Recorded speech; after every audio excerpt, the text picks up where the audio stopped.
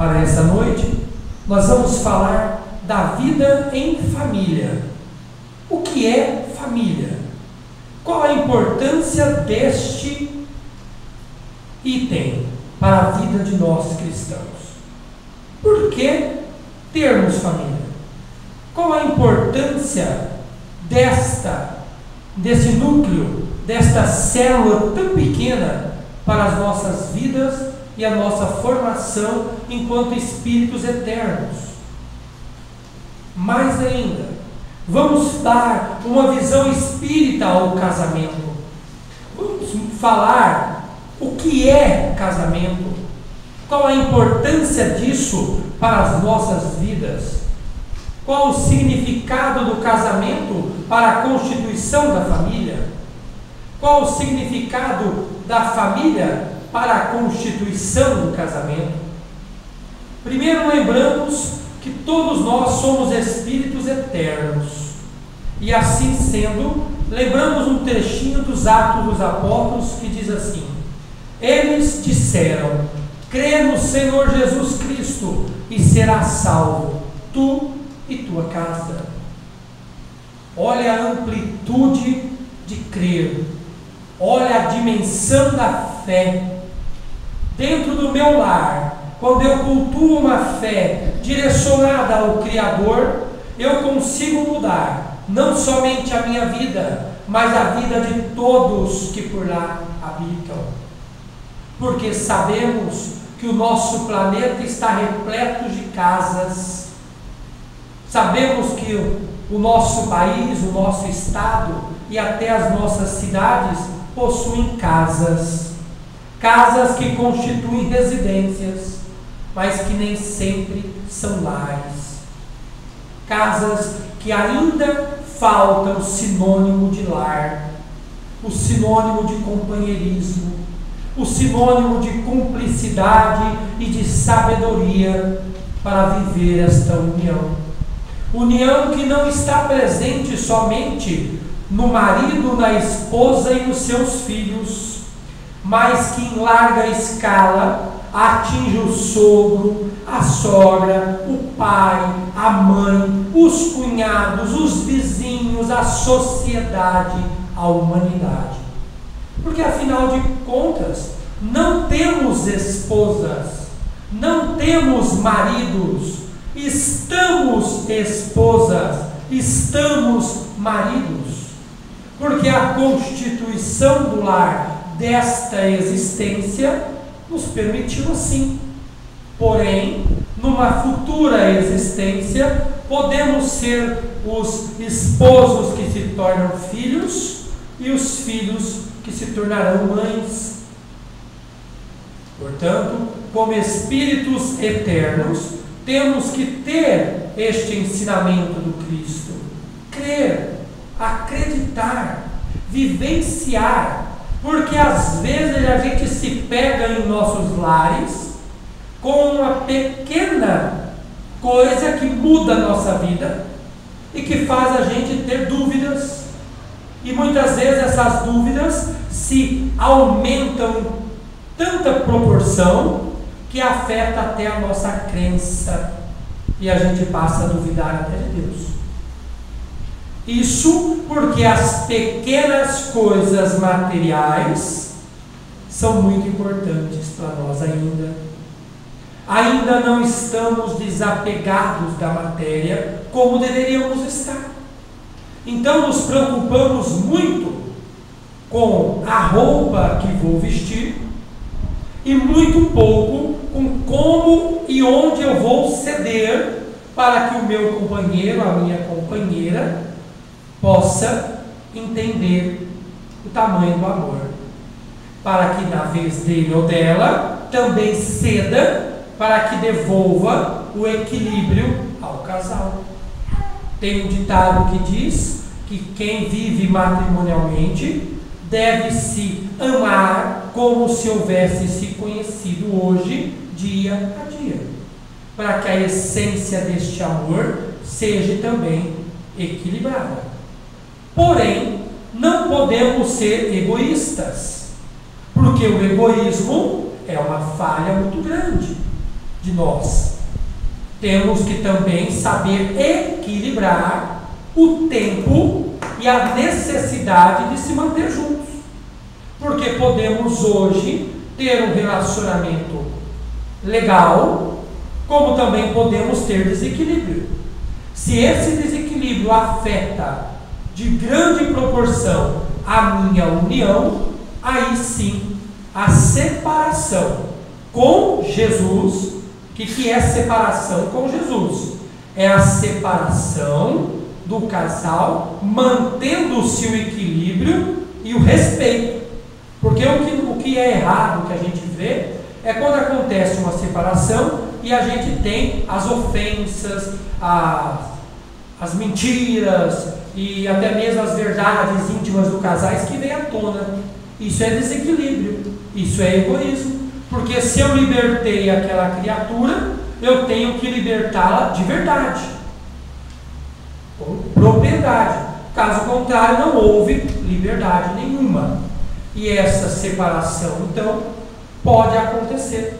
Quantos a gente vê que não vive mais matrimonialmente, mas se encontra constantemente pelos filhos? Porque, afinal de contas, os filhos são tutelados pelos dois. Quando a espiritualidade programa a volta deste filho, não programa para um, programa para os dois. Os dois têm responsabilidades sobre aquele espírito. A família se forma primeiramente nas colônias espirituais. É lá que a gente escolhe quem serão os nossos pais e eles, obviamente, quem serão os seus filhos. Assim, há uma programação no mundo espiritual que depois é imposta aqui no plano físico. Imposta por quê? Porque nós escolhemos lá, não podemos chegar aqui e dizer não quero mais e muda toda a programação. Não, a programação foi feita, ela vem. É lógico que o nosso livre-arbítrio permite-nos a não cumprir aquela tarefa, mas ela vem de toda forma. Aí a mãe abandona o filho, os filhos ignoram os pais, mas não que a programação veio errada. A programação é sábia, ela vem certa. O que acontece aqui são os nossos livre-arbítrios. Porque temos que lembrar sempre que somos criaturas criadas por um Criador para sermos felizes. Só que nós, com o livre-arbítrio, trouxe o mal. E aí, as nossas escolhas permitem-nos a sofrer. A dor, então, são ações das nossas escolhas. Somos nós responsáveis por elas. Emmanuel diz assim: de todas as associações existentes na Terra, nenhuma talvez mais importante em sua função educadora e regenerativa é a constituição da família. A família é o menor núcleo da sociedade, porém é a maior fonte educadora e regenerativa da criatura. O pai, muito difícil; o filho, problema. São imposições programadas por nós mesmos para nos fazer abrir os olhos, para nos fazer enxergar a beleza da criação. Então, a família constitui um núcleo de educação e regeneração para toda criatura, seja qual for a família e onde ela estiver, com muito sofrimento ou com pouco sofrimento, com pobreza extrema ou dinheiro sobrando, todas estão aqui para se regenerar, para se reeducar, para evoluir até os caminhos do Cristo. Emmanuel continua: de semelhante agremiação, na qual dois seres se conjugam, entendendo os vínculos de afeto, surge o lar, garantindo os alicerces da civilização. Por isso a gente afirma que existem residências e poucos lares. Porque o lar só é lar quando ele está alicerçado nos vínculos de afeto, nos vínculos de comprometimento. Caso contrário, ele é uma casa, ele é uma residência, ele não é um lar. A gente tem o hábito aí, principalmente os espíritas, ao culto do Evangelho no lar. O Evangelho no lar traz para nossas vidas os ensinamentos do Cristo. E é só isso? Não. Ele traz junto com os ensinamentos do Cristo um equilíbrio para a nossa casa, um equilíbrio do nosso lar. E aí nós passamos a conviver neste lar, aonde o exemplo do Cristo passa a ser parte das nossas vidas. Por isso tão importante o culto do Evangelho no lar. Essas informações estão no livro Vida e Sexo de Emmanuel. Será contrário à lei de natureza o casamento? Isto é, a união permanente de dois seres? Pergunta que Allan Kardec faz aos Espíritos da Verdade no Livro dos Espíritos. A resposta é interessantíssima. É um progresso na marcha da humanidade. Quando o casamento começou, quando os seres começaram a se unir em dois e constituíram lares, foi um progresso na humanidade. Então o casamento, a união, a gente fala casamento, tem a impressão que é ir lá e assinar o papel, né? Na verdade, aquilo é o casamento humano. Porque o casamento para com Deus é o casamento da cumplicidade, é o casamento do afeto. Esse é o casamento. O casamento do papel é dos homens. Então esse casamento, quando começou a existir, passou a ser uma marcha na evolução, uma marcha no progresso de todos os seres da humanidade. E aí Kardec continua: qual seria para a sociedade o resultado do relaxamento dos laços da família? E se a família acabasse? Nós estamos no mundo de provas e expiações. Nesse mundo de provas e expiações, nós temos famílias, não é? Somos constituídos 99% da população de famílias. E se as famílias acabassem? Porque nós estamos indo para o mundo regenerador. Será que nós, espíritos, no mundo regenerador, vamos ainda precisar de famílias? Os espíritos respondem: uma recrudência do egoísmo. Se a família se rompesse, estaríamos empregando em nossas vidas o egoísmo. Completa falando da organização do plano espiritual. Quem será o pai? Quem será a mãe? Quem serão os filhos? Por que a programação existe assim? Lembramos aí uma história conhecidíssima de todos nós espíritas, que é a reencarnação de Segismundo.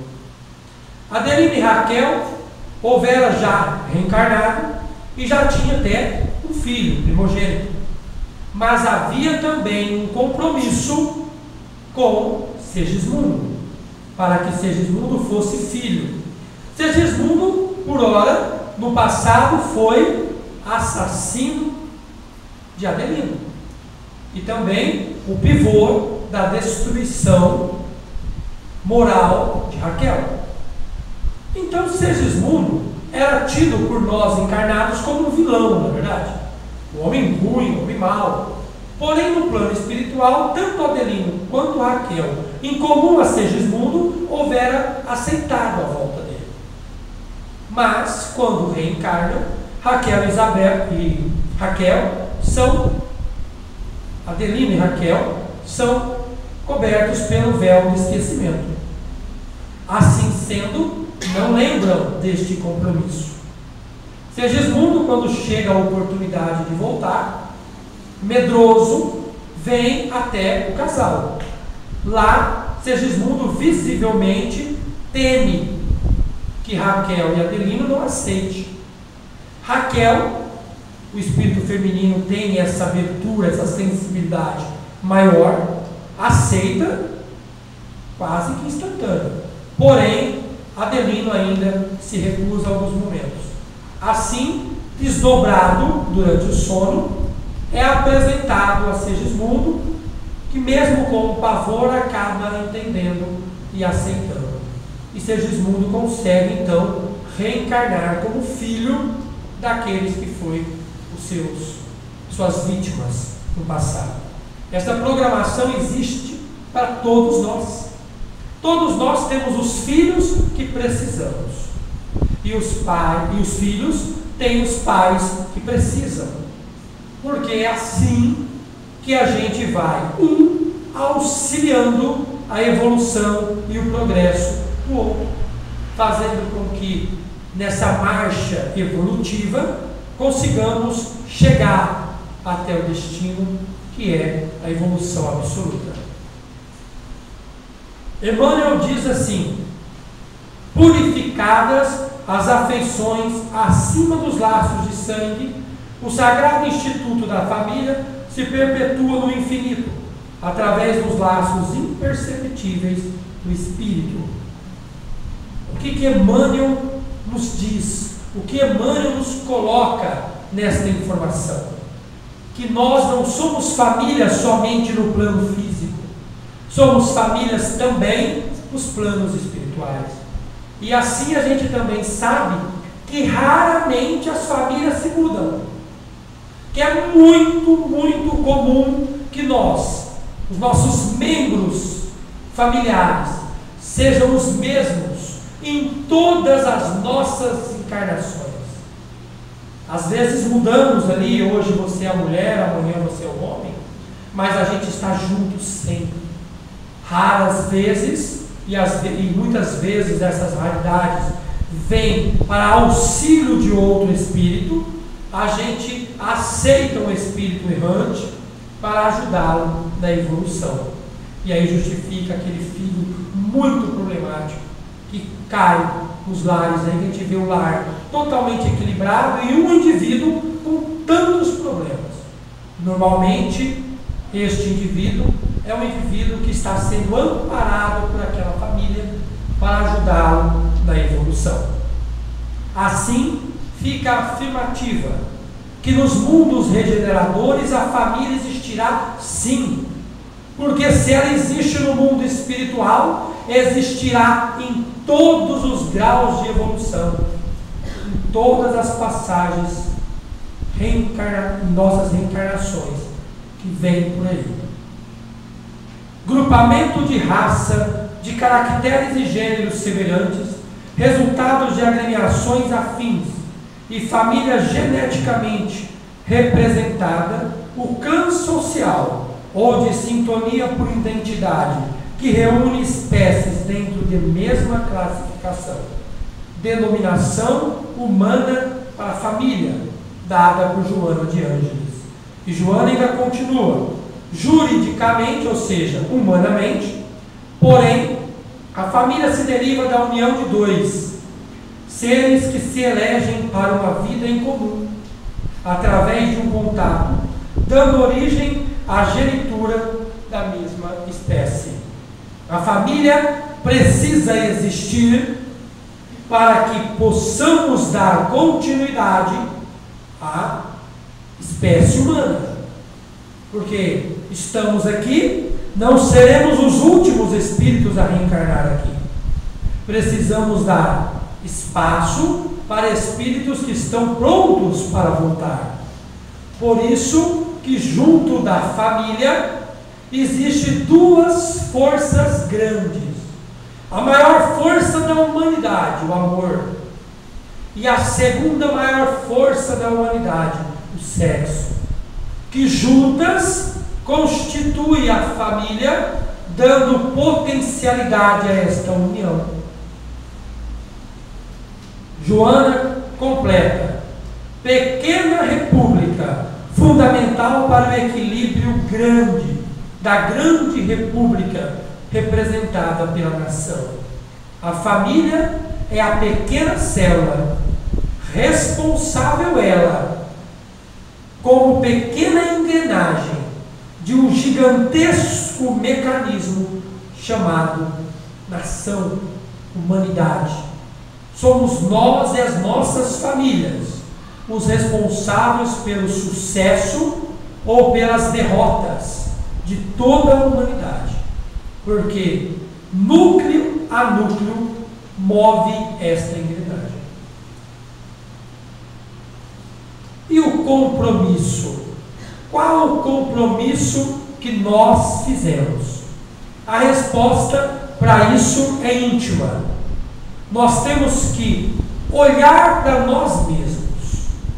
Que pai eu sou? Qual tipo de educação que eu estou dando? Que mãe eu sou para aquela criatura? Que tipo de filho eu sou? Respondida esta pergunta, a gente encontra facilmente o compromisso firmado. Se eu sou muito arrogante como pai, muito autoritário, tenho que ceder, tenho que diminuir essa autoridade, não tenho que tirá-la, porque educação depende de disciplina, mas eu posso ser mais maleável. Quantos pais espancam seus filhos, sendo que poderia educá-los de uma outra forma? Uma palmadinha de vez em quando não é errado, não, é essencial, porque infelizmente ainda aprendemos com a dor, e aí a dor proporcionada vai nos disciplinar, então é importante. Mas qual a proporção? Com que intensidade que eu vou aplicar essa punição? Isto é o que eu tenho que medir, que eu tenho que dosar em mim. E o filho? O filho dá muito problema, responde muito, totalmente indisciplinado, não leva a sério os estudos. Ele tem que se corrigir nisso, se educar nisso, porque hoje parece tudo uma brincadeira, porque pelo véu do esquecimento estamos ainda entendendo a gravidade deste mundo. Mas principalmente nós espíritas, como reencarnacionistas, sabemos que todos, como diz o ditado de Momana caducando, são espíritos eternos. Então não temos que ter essa diferença. Então o jovem, a criança, ele tem que ser corrigido, porque hoje o estudo parece uma brincadeira, amanhã será a sua condição para se manter no mundo material. Porque mesmo que não podemos nos apegar à matéria com intensidade, mas dependemos dela para evoluir, porque afinal de contas a nossa evolução se dá enquanto encarnados. Então dosemos o nosso compromisso. Mas de modo geral, quem na lei do destino é o marido faltoso? Quem na lei do destino é aquele marido incompreensível, áspero, aquele marido que não liga muito para a esposa, que sai todos os dias para os bares da vida e que vem muito pouco a casa, e quando vem com estupidez. Quem é esse marido faltoso? Marido faltoso é aquele mesmo homem que um dia inclinamos à crueldade e à mentira. No entanto, abrindo um parênteses, não estamos aqui para errar, estamos para corrigir. Assim sendo, o marido faltoso, mesmo que nós no passado tenhamos tratado com crueldade, mentira, e agora estamos equilibrando, resgatando, ele poderia não ser faltoso. Ele poderia se destinar ao bem, se colocar em situação de amor ao próximo e não ser faltoso. Não veio programado que ele fosse mal, mas assim, na carne, ele trouxe essa inclinação que estava no seu perispírito e acabou não conseguindo controlá-la e vivenciando. faz com que a esposa resgate, mas não precisava ser assim. E a esposa desequilibrada, aquela que joga a panela em todo mundo, né? Aquela que o marido chega em casa e já pega a panela de pressão. Se jogar, desencarna e dá certo. Quem é essa esposa desequilibrada? A esposa que grita, a esposa que xinga, né? Aquelas esposas desequilibradas mesmo, a palavra realmente é essa. A esposa desequilibrada é aquela mulher que, certa feita, relegamos a necessidade e a viciação. É aquela mesma que, quando nós éramos reis, nós dávamos a uvinha na boca dela. Você não precisa fazer nada, você vai só ser minha esposa. Agora ela quer de novo. Só que a sociedade agora é outra, o mundo agora é outro, né? As condições planetárias são outras. E aí a gente tem como uma esposa desequilibrada. Porém, fomos nós mesmos que a confeccionamos, que a moldamos. E aí agora estamos resgatando. Porém, não precisava ser assim. Ela também poderia se redimir ao amor e à caridade, à compreensão e ao discernimento, e não estar tanto ligada ao desequilíbrio assim. Quem são, então, os filhos problemas? Aqueles que quebram a vidraça, que vai mal na escola, que xinga o professor, que briga com os pais. Quem são esses filhos? Filhos problemas são os mesmos espíritos que prejudicamos, desfigurando-lhes o caráter e envenenando-lhes os sentimentos. Pode ser aquele que eu, em outra vida, trouxe para o meu bando para que ajudasse-me a extorquir outra pessoa. Pode ser aquele que no passado, aí como filho meu também, me viu lesar, roubar outro. Pode ser aquele que no passado me viu assassinar uma pessoa, ou que às vezes me ajudou a esta crueldade. Volta agora para resgatar, mas também não precisava ser assim. Se empregar no amor, se viver os ensinamentos do Cristo, não precisa viver os problemas. Conseguimos superar. Qual a função, então, essencial para o lar e para a família? No caminho familiar, purificam-se impulsos e renovam-se decisões. Nele encontramos os estímulos ao trabalho e as tentações que nos comprovam as qualidades adquiridas, as alegrias que nos alentam e as dores que nos corrigem. Tudo o que falamos até agora está em Leis de Amor de Emmanuel. Gente, olha que propriedade dada a essa resposta. O lar são as alegrias que nos alegram, mas também são as dores que nos corrigem. Não vivemos um lar só de alegria. Nós temos em nosso lar também dores. Nós temos em nosso lar também frustrações, mas estas são as dores que nos corrigem pelas faltas desta ou de outras vidas, nos impondo pela justiça divina a possibilidade de resgatar os nossos erros. E as alegrias que temos, né? Qual a mãe e o pai que não se alegra quando vê o filho nascer?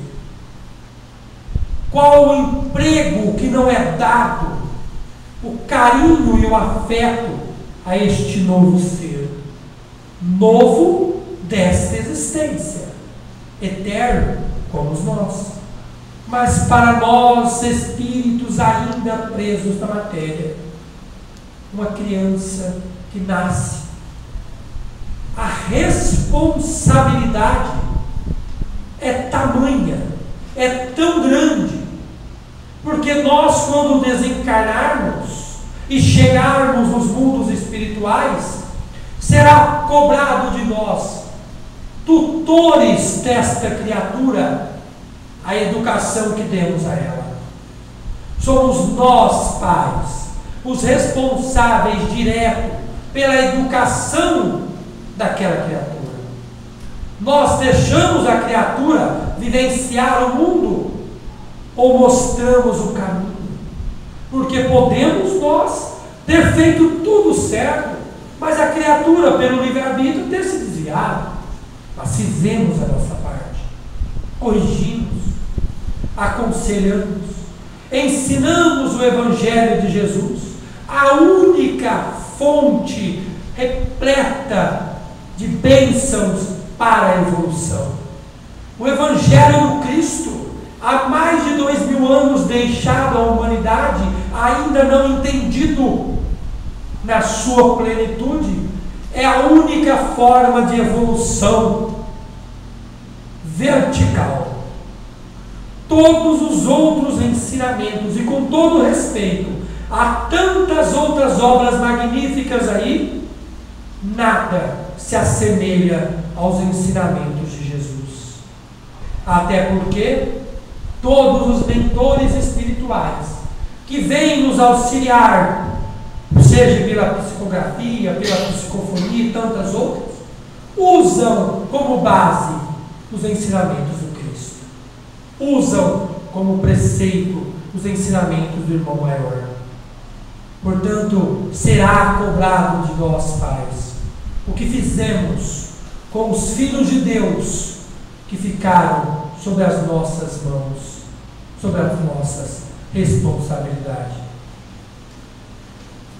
Martins Peralva, no Estudando a Mediunidade, ele tem uma frase magnífica, dizendo assim: em sua maioria, porém, os lares são cadinhos purificadores, onde, sob o calor de rudes provas e dolorosos testemunhos, espíritos frágeis caminham vagarosamente na direção do mais alto.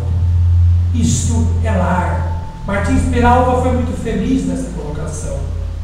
Somos nós, criaturas com provas difíceis, com dolorosos testemunhos, porém, cada um desses degraus são para subirmos e não para estacionar. Às vezes, quando se deparamos com a dificuldade, a gente tem o hábito de dizer: não sei mais o que fazer. É muito fácil. Concentra-se e segue a vida. Porque esses degraus são para que a gente suba, um a um, dor a dor, prova a prova. Estaremos cada vez mais próximos à direção do mais alto. Tipos de casamentos. Temos aí uma série de casamentos, aqui se destacam 5 tipos. Acidentais. Acidentais são quando almas inferiorizadas se encontram aqui no plano Terra e assim estas almas se unem, se casam e vivem juntas. Isso são os casamentos acidentais.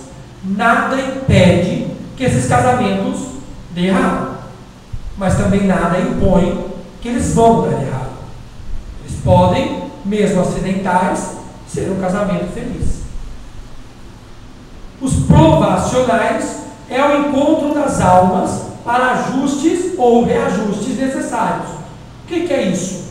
Somos nós espíritos eternos.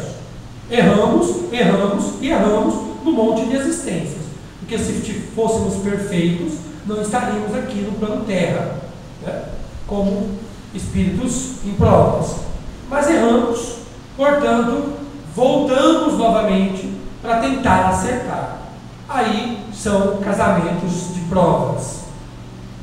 Os sacrificiais são aqueles casamentos onde uma alma iluminada, num grau de evolução muito grande, volta, se matrimonia com uma alma inferiorizada com o propósito de redimir, com o propósito de auxiliar esta criatura, de fortalecer esta criatura.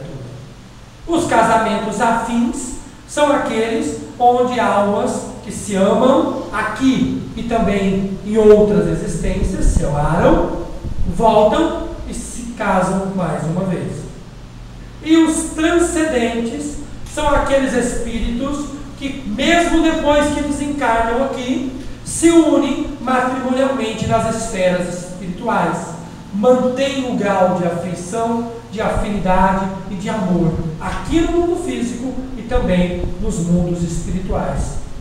No básico, são os casamentos. Todos os demais são ramificações de alguma dessas escalas.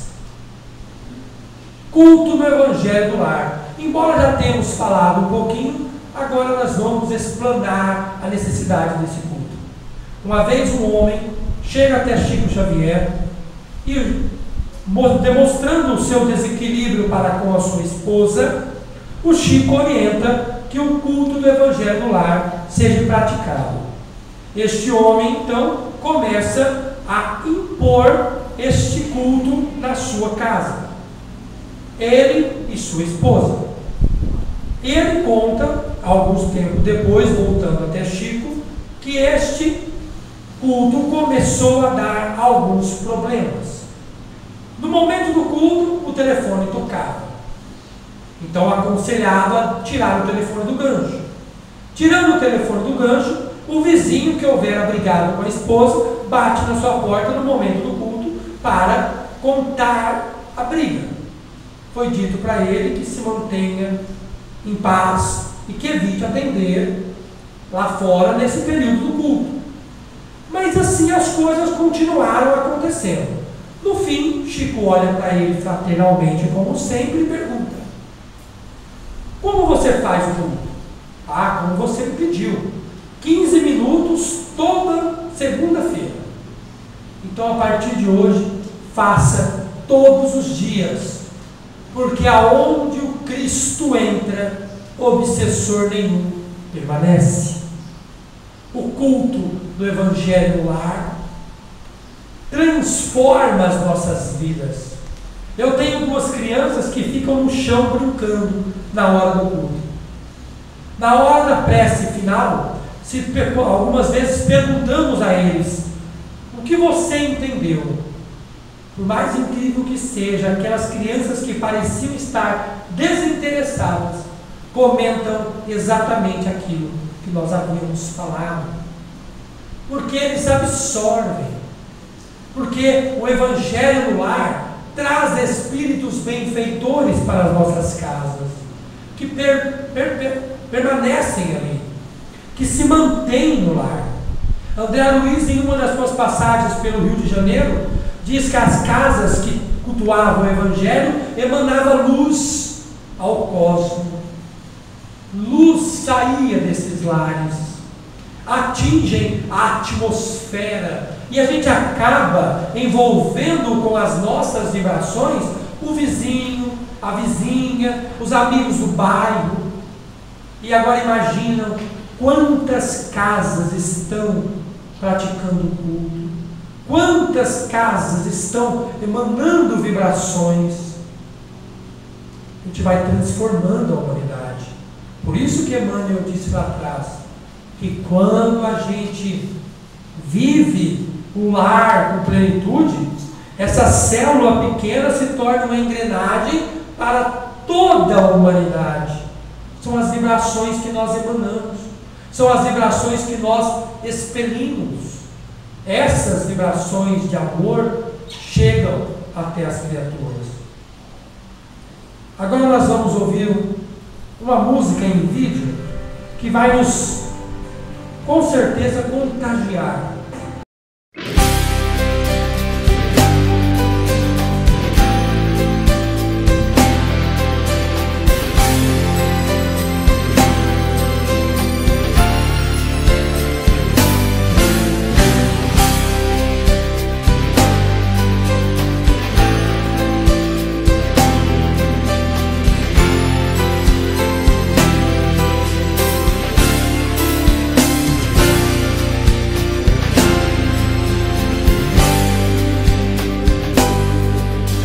Talvez eu viva bem sozinho e assim possa continuar, mas sei que tenho um compromisso e eu não posso me enganar. Errar faz parte do caminho, mas juntos vamos encontrar o amor de mãe, de pai e filhos. A família é o lugar. São muitas casas pelo mundo, mas muito poucas têm um lar. E eu vou tentar fazer de tudo pra esse laço apertar. Errar faz parte do caminho, mas juntos vamos encontrar o amor de mãe, de pai e filhos. A família é o lugar. Talvez eu viva bem sozinho e assim possa continuar, mas sei que tenho um compromisso e eu não posso me enganar. Errar faz parte do caminho, mas juntos vamos encontrar o amor de mãe, de pai e filhos. A família é o lugar. São muitas casas pelo mundo, mas muito poucas têm um lar. E eu vou tentar fazer de tudo pra esse laço apertar. Errar faz parte do caminho, mas juntos vamos encontrar o amor de mãe, de pai e filhos. A família é o lugar. A família é o lugar. A família é o lugar. Sem dúvida nenhuma, a família é o lugar. É o lugar onde as nossas arestas são acertadas. É o lugar onde os desafios são empregados. É o lugar onde os ciúmes, a infidelidade e as influências espirituais também nos perturbam. É o lugar onde podemos transformar as nossas vidas. É o lugar onde possamos, sem dúvida nenhuma, evoluir. Porque a família proporciona a condição evolutiva. A família nos é os degraus para a nossa evolução.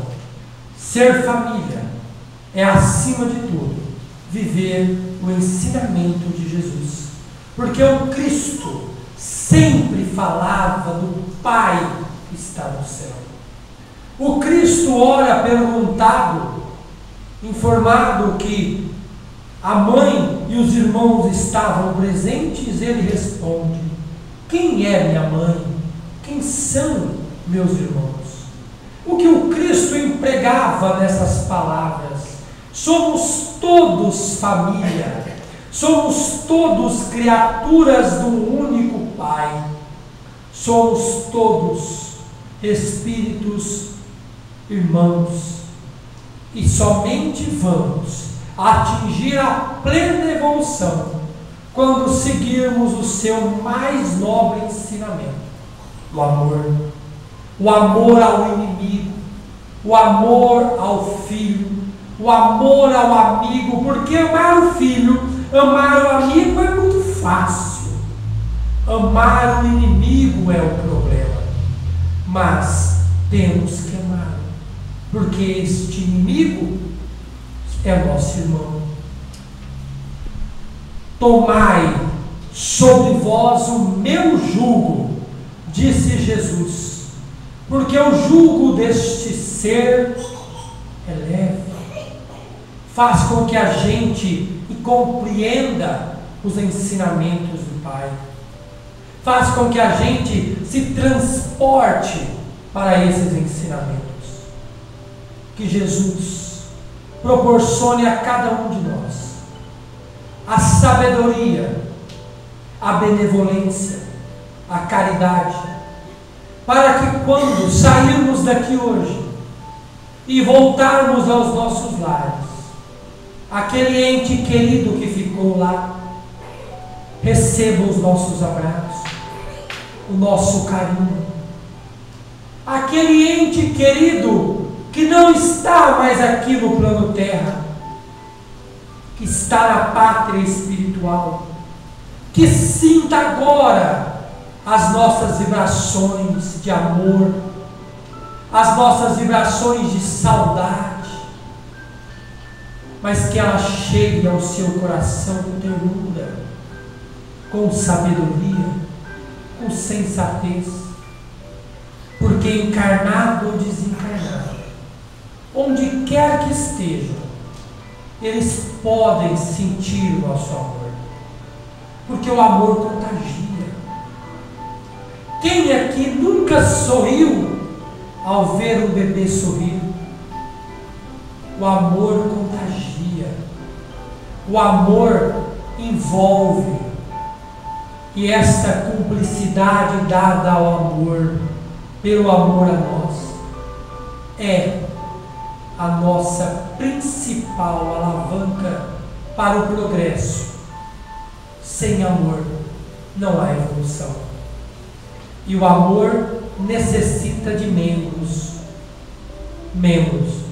que é dado a nós pela família. Que amemos a nossa família como amemos a nós mesmos, que empregamos ao pai, à mãe, à esposa, ao marido, aos filhos, este amor, que este amor possa entrar nos corações de todos eles, porque assim retornará na mesma intensidade aos nossos corações. Que Jesus, o Mestre bondoso, abençoe a todos nós, agora e sempre.